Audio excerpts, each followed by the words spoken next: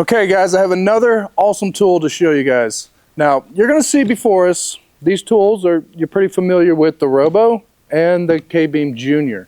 Now, both of them are amazing tools, right? They have their place, but one of the things people love about the Robo is the feel, right?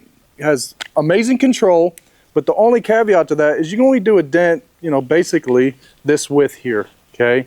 So, although a lot of guys would love to gravitate to this more, you're limited to where you can use it. So the feel is amazing on this. The K-Beam Junior, on the other hand, now, once again, another tool that is more geared towards roughing out. One of the things that you kind of lose with the knob is that feel, right? So typically when I'm using like a Junior, it's going to be on something pretty gnarly, right? Something I'm trying to rough out. So I'll typically use a power tool with the Junior to kind of get that real aggressive move, because you kind of lose a little bit of the finesse, right, as we're getting towards the finish end of the repair, because we're kind of disconnected from the tool because we don't have the feel. So what we did is we created a tool that not only has a function of the Robo, but also has a slight function of the Junior as well, the K-Beam Junior. All right, so what you're going to see right here is going to be our Robo Beam. Okay, now what's beautiful about this is now I have a lot of width between the feet. Okay, how many times have we wanted to use that Robo, or we're working through a large repair and we glue down a bunch of multiple tabs and we go and gravitate to our Robo right here, and now we're kind of landlocked, right? We're kind of trying to get around the tabs and we ultimately revert to our slide hammer, right?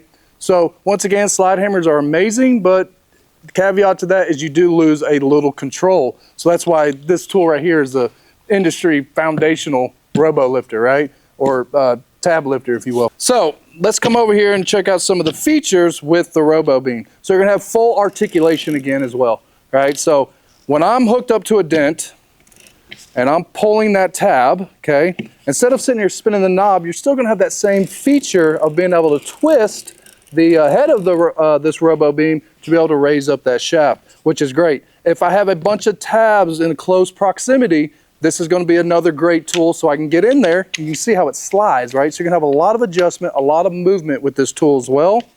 That allows me to get in there and pull tabs in close proximity. Another thing that's going to be pretty amazing with this as well, we all know the feet are interchangeable. When I can install my crease feet, this is going to allow me to work on broader creases, okay? So we run into a lot of creases that are pretty close together when it comes to your secondary and your primary. That's where the Robo really shines. But a lot of times you get that big crease down a door, quarter panel, and your secondary is probably about this far apart. So typically we would use the K-Beam Junior, but once again, you're kind of losing feel or the control as you're walking down that crease.